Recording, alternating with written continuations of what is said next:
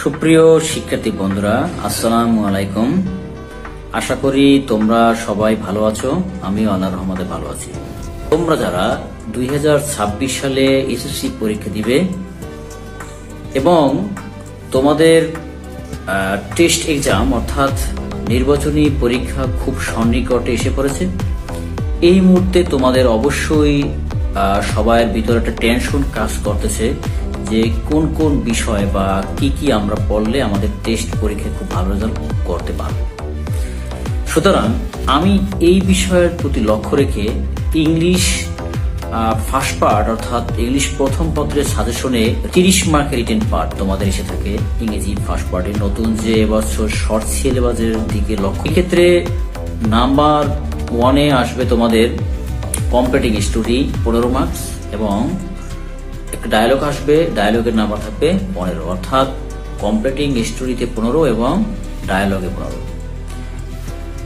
তো শিক্ষার্থী বন্ধুরা, তোমাদের খুব দ্রুত বা সন্নিকটে যে নির্বাচনী পরীক্ষা এসে পড়ছে, সেই 100% যে কমনের নিশ্চয় সাজেশন তৈরি করেছি, যেটা আজকে তোমাদের আমি এই ভিডিওতেই সম্পূর্ণভাবে কি সাজেশন মানে পড়বা এবং কতটুকু লিখবা, একটা পূর্ণাঙ্গ একটা ফার্স্ট পার্টের রিটেন সেকশনের পার্ট বি রিটেন সেকশনের সাজেশন তোমাদের দেব।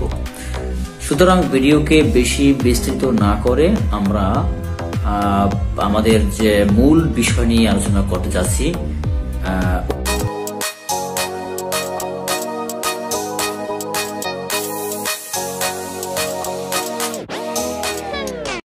বন্ধুরা, আসসালামু আলাইকুম। আশা করি সবাই তোমরা ভালো আছো। ভিডিওর ধারাবাহিকতায় আজকে তোমাদের নিয়ে হাজির হচ্ছি। তোমরা যারা 2026 সালে এসএসসি পরীক্ষা দেবে, তোমাদের টেস্ট এক্সাম অর্থাৎ নির্বাচনী পরীক্ষা খুবই সন্নিকটে এসে পৌঁছেছে। আজকের সেই ধারাবাহিকতায় ইংরেজি প্রথম পত্রের সাজেশন নিয়ে হাজির হয়েছি পার্ট বি অর্থাৎ 30 মার্কের একটি রিটেন পার্ট। 30 মার্কের রিটেন পার্টে এই বছর শর্ট সিলেবাস অনুযায়ী কমপ্লিটিং স্টোরি থাকবে একটি এবং ডায়লগ থাকবে একটি। কমপ্লিটিং স্টোরি থাকবে 15 মার্কস এবং ডায়লগ থাকবে 15 মার্কস। আমরা দেখতে পাচ্ছি 2015 সাল থেকে 2015 সাল থেকে 2025 সাল পর্যন্ত বিভিন্ন বোর্ডে 39টি কমপ্লিটিং স্টোরি এসেছে। কমপ্লিটিং স্টোরি বিভিন্ন ধরনের হয়ে থাকে। 1 নম্বর হলো কি ক্রিয়েটিভ স্টোরিজ, 2 নম্বরে ট্রেডিশনাল স্টোরিজ। সুতরাং ক্রিয়েটিভ স্টোরি কিন্তু বারবার পরীক্ষা এসে থাকে। আমরা আজকের মাত্র 4টি কমপ্লিটিং স্টোরি দেখব। সেখানে নাম্বার 1-এ আছে রিক্সা পুলার অথবা এ পুয়ার ফ্যামিলি।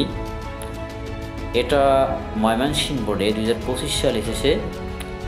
এবার 2 নম্বরে the honesty of a school boy, এটা Barishal board, Rajshahi board, Jessore board 2025 সালে এসেছে।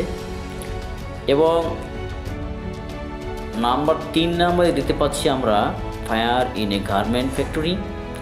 নাম্বার 4 দেখতে পাচ্ছি এ পুয়ার ব্রিলিয়ান্ট বয় অথবা গার্লস স্টোরি, এটা সিলেট বোর্ড এসেছে। আমরা উপরে নীল কালি দেওয়া অর্থাৎ 1, 2, 4 এটা কিন্তু দেখতে পাচ্ছি যে এগুলো বিভিন্ন বোর্ডে এসেছে, অর্থাৎ এগুলো কিন্তু ক্রিয়েটিভ স্টোরি। আর a fire in a garment story এটা কিন্তু কখনো কোনো বোর্ডে আসেনি, কিন্তু এই বছরের জন্য 2026 সালের জন্য খুবই গুরুত্বপূর্ণ বিষয়। কারণ এটা কিন্তু সাম্প্রতিক বিষয় নিয়ে অনেক স্টোরি দেওয়া হয়ে থাকে পরীক্ষায়। এবছর কিন্তু অনেক এটা খুবই গুরুত্বপূর্ণ, এটাকে কোনোভাবেই এড়িয়ে যাবার নয়, খুবই গুরুত্বপূর্ণ বিষয়। এরপরে আমরা দেখতে পাচ্ছি যে ট্রেডিশনাল দেখতে পাচ্ছি বন্ধুরা, অর্থাৎ ট্রেডিশনাল স্টোরি দেখতে পাচ্ছি। সেখানে আমরা যেগুলো নীল কালি দেওয়া দাগানো আছে সেগুলো আমরা ইন্ডিকেট করতে পারি। যেমন বন্ধুরা এই 7 নাম্বার দেওয়া আছে অ্যান অনেস্ট উডকাটার, এটা এসেছে চট্টগ্রাম 2025 সাল। এরপরে দেওয়া আছে বন্ধুরা 9 নম্বরে king Midas and his golden charge, এটা ঢাকা বোর্ড 2025 সালে বন্ধুরা এসেছে। এরপর দেখতে পাচ্ছি আমরা হজরত আব্দুল কাদের জিলানি, এটা দিনাজপুর 2025 সালে। এগুলো হলো ট্রেডিশনাল স্টোরি, এগুলো হলো স্টোরিজ বেসড। আর উপরে দেখতে পাচ্ছি যেগুলো ক্রিয়েটিভ স্টোরি, সেগুলো কিন্তু বন্ধুরা অর্ধেক দেওয়া থাকে, বাকি অর্ধেক নিজেরা তৈরি করে নিতে হয়। সুতরাং আমরা এগুলো পড়লে কিন্তু এবছর যথেষ্ট পরিমাণ হয়ে যাবে। তবে এই যে টোটাল মিলিয়ে 4টা আর এখানে আছে টোটাল মিলিয়ে 14টা, অর্থাৎ 18টা স্টোরি কিন্তু বছর পড়তেই হবে যদি তুমি ভালো একটা পেজ পজিশন নিতে চাও। ঠিক আছে বন্ধুরা, আমরা আর বেশি কথা না বাড়িয়ে আমাদের ভিডিওকে দীর্ঘায়িত করা যাবে না। এরপর দেখতে পাচ্ছি কমপ্লিটিং স্টোরি 15 নম্বরের জন্য কিভাবে আমরা লিখব। আমরা শুরুতে দেখো, আমরা বন্ধুরা শুরুতে কি বলছে, শুরুতেই আকর্ষণীয় এবং প্রাসঙ্গিক একটা শিরোনাম দিতে হবে। আর এই টাইটেল বা শিরোনাম লেখার ক্ষেত্রে তোমরা যেটা করবে, সম্পূর্ণ গল্পটা শেষ করার পর উপযুক্ত শিরোনাম দেওয়া ভালো। সম্পূর্ণ গল্পটা পড়ার পর সঠিক যে শিরোনাম সেটা তোমার উপরে লিখে দিতে হবে, কারণ শিরোনামে কিন্তু বন্ধুরা নাম্বার থাকে। শিরোনাম না লিখলে কিন্তু তুমি নাম্বার অবশ্যই কাটা যাবে। এরপরে কি বলছে, এরপরে বলছে যেটা সেটা হলো গল্পের মূল ভাব। প্রশ্নে দেয়া গল্পের শুরুটা মনোযোগ দিয়ে পড়ে বুঝতে চেষ্টা করবে গল্পটি কোন দিকে মোড় নিতে পারে বা কোন দিকে বিষয়টা লিখতে হবে, এগুলো ভালো করে খেয়াল দিতে হবে। এরপরে বন্ধু দেখতে পাচ্ছ যে গল্পটা লেখার সময় জটিল বাক্য ব্যবহার না করে যথাযথ সহজ সরল বাক্য ব্যবহার করতে হবে। অনেক সময় দেখতে পাচ্ছি যে বইয়ের ভিতর বড় বড় বাক্য দেওয়া থাকে, সেরকম না লিখে ছোট ছোট বাক্য দিয়ে লিখতে হবে। এবং ক্রিয়েটিভ যদি কমপ্লিটিং স্টোরি আসে, সেক্ষেত্রে নিজেরা তৈরি করার চর্চা করতে হবে আগে থেকেই। এরপরে গল্পের শুরুতে যে টেন্স ব্যবহার করা হয় তা শেষ পর্যন্ত বজায় রাখবে। যদি প্রথম প্রেজেন্ট টেন্স থাকে, শেষ পর্যন্ত প্রেজেন্ট টেন্স থাকবে। যদি প্রথম থাকে পাস্ট টেন্স, শেষ পর্যন্ত পাস্ট টেন্স ধরে রাখার চেষ্টা করবে। সাধারণত প্রতিটি গল্প পাস্ট টেন্সে থাকে, যা বিষয়টা খেয়াল রাখতে হবে কিন্তু। এরপরে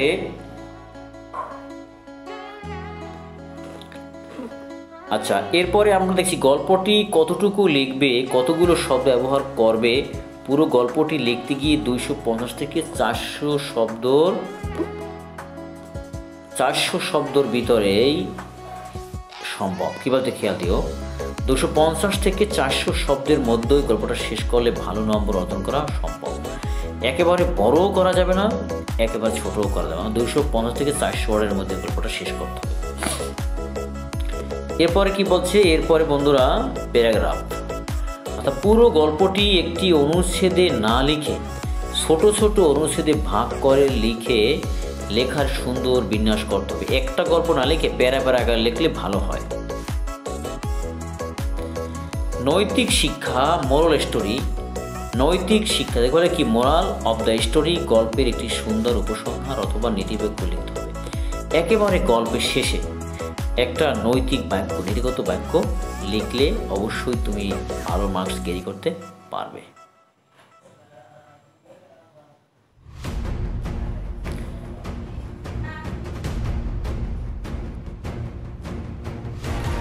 ওকে সুপ্রিয় শিক্ষার্থী বন্ধুরা, এরপরে পার্ট বি এ রিটেন পার্টে আরেকটি গুরুত্বপূর্ণ বিষয় ডায়লগ রাইটিং।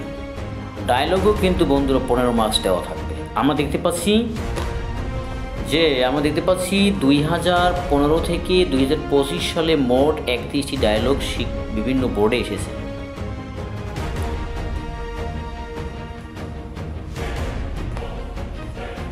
সেক্ষেত্রে আমরা দেখতে পাচ্ছি 1 নম্বরে dengue fever, it's impact and remedies.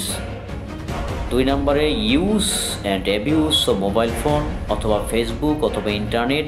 এটা কিন্তু বন্ধুরা যশোর বোর্ডে 2025 সালে কিন্তু এটা এসেছে, এটা খুব গুরুত্বপূর্ণ।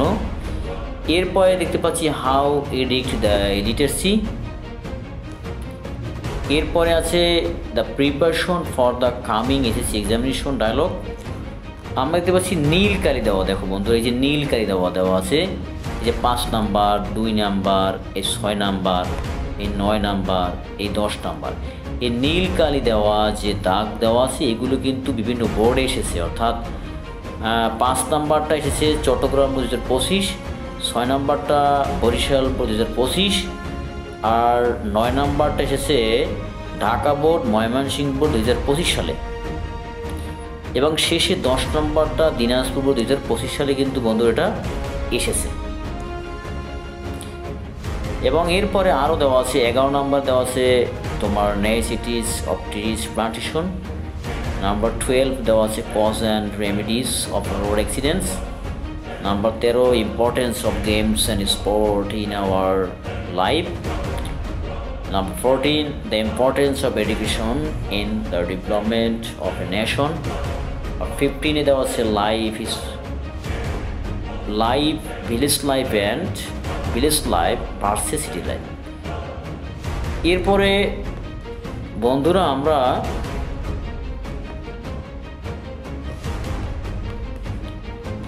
দেখতে পাচ্ছি আমরা ডায়লগ ফর এক্সট্রা, আরও কিছু তোমাদের একেবারে ঝুঁকি যেন না হয় সেই জন্য আমি এক্সট্রা কিছু যোগ করেছি।